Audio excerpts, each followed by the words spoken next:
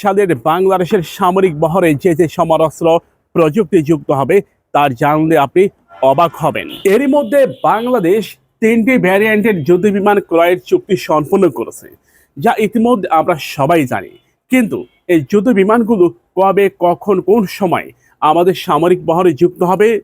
নতুন ইতিহাস তৈরির অপেক্ষায় বাংলাদেশে বিমান বাহিনী, সেনাবাহিনী ও নৌবাহিনীর জন্য ব্রিটেন থেকে আনা হবে 7টি ব্রিগেড এবং দক্ষিণ কোরিয়া থেকে আনা হবে 6টি অত্যাধুনিক সাবমেরিন এবং তুরস্ক থেকে আসবে T-29 অ্যাটাক হেলিকপ্টার। সব মিলিয়ে 2026 সাল হবে বাংলাদেশের সামরিক সক্ষমতার নতুন দিগন্তের উন্মুক্তকরণ। এর ফলে সক্ষমতায় নতুন জোয়ার আসবে বাংলাদেশের সামরিক বহরে। আপনারা হয়তো একটা বিষয় অবগত যে বাংলাদেশ নিজস্ব প্রযুক্তির মাধ্যমে এর মধ্যে ট্যাঙ্ক তৈরি করতে পারে, যার ফলে 2026 সালে বাংলাদেশের বহরে নিজস্ব প্রযুক্তির ট্যাঙ্ক, আর্টিলারি এগুলো যুক্ত হবে। তুরস্কের সাথে প্রযুক্তি চুক্তি সম্পূর্ণ হওয়ার পর নিজস্ব প্রযুক্তির মাধ্যমে রকেট আর্টিলারির তৈরির কাজও হাত দিয়েছে।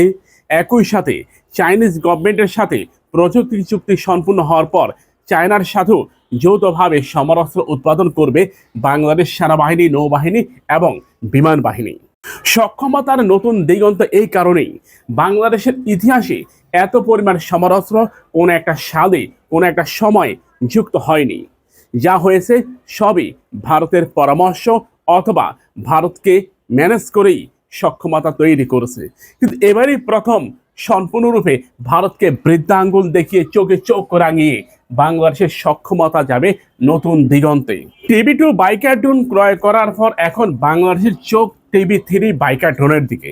ভারতের রীতিমতো মাথা গরম হয়ে গেছে, চোখ রাঙানি শুরু হয়ে গেছে। বাংলাদেশ কেন TB2 বাইকার ড্রোন ক্রয় করলো? কিন্তু ভারতের চোখ রাঙানিকে আরেকটু বাড়িয়ে দেওয়ার জন্য বাংলাদেশ এরই মধ্যে ক্রয় করতে চায় TB3 বাইকার ড্রোন এবং আকিলসি। প্রিয় ভাইরা, 2026 সাল বাংলাদেশ বিপুল পরিমাণ সমরাস্ত্র ক্রয় করবে।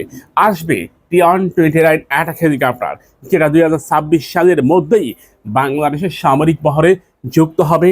প্রতিবেশী রাষ্ট্রগুলোর হার্টবিটকে আরো ক্ষত বিক্ষত করার জন্য বাংলাদেশের সামরিক বহরে জে-10Cর মতো মাল্টিরোল ফাইটারদের যুক্ত হবে, যার সাথে থাকবে PL-15E এয়ার মিসাইল। একই সাথে সামরিক বহরে যুক্ত হবে YJ-21 ব্যালিস্টিক মিসাইল, যেটা হবে হাইপারসনিক মিসাইল। উচ্চ গতি সম্পন্ন এই ব্যালিস্টিক মিসাইল আমাদের সামরিক বহরে প্রথমবারের মতো হয়তো দেখাও যেতে পারে, যেহেতু বাংলাদেশ জে-10C মাল্টিরোল ফাইটারদের ক্রয়ের পূর্ণ সিদ্ধান্ত নিয়েছে এবং ইতিমধ্যে চুক্তিও নাকি সম্পূর্ণ হয়েছে।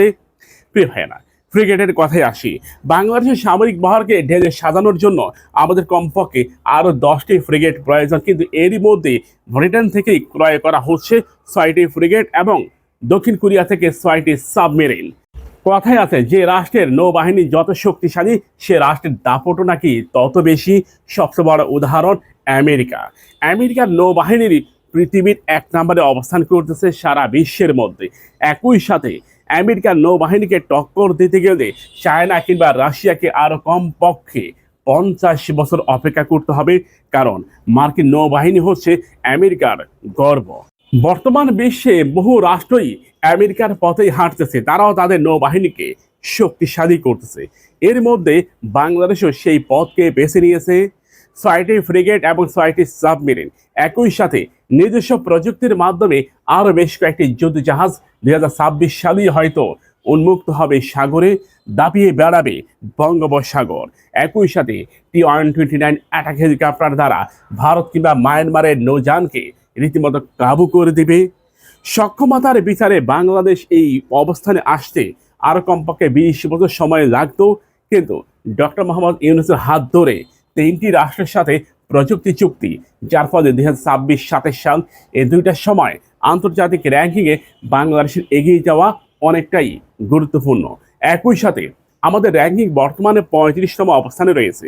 2026 সালে নতুন র্যাঙ্কিং প্রকাশ করলে সেখানে হয়তো 25-এর মধ্যে থাকলে অবাক হওয়ার কোনো কারণ থাকবে না, কারণ সাধ্য করলেই সাধনা মিলে যায়। মিসাইল তুরস্কের সাথে প্রযুক্তি চুক্তি সম্পূর্ণ হওয়ার পর কিছু কিছু মিডিয়া দাবি করতেছে বাংলাদেশ নতুন করে মিসাইল তৈরির কাজও হাতে নিয়েছে। ইতিমধ্যে আমাদের সবচেয়ে জরাজীর্ণ অবস্থায় রয়েছে আমাদের মিসাইল, কারণ যার রেঞ্জ 120 কিলোমিটার।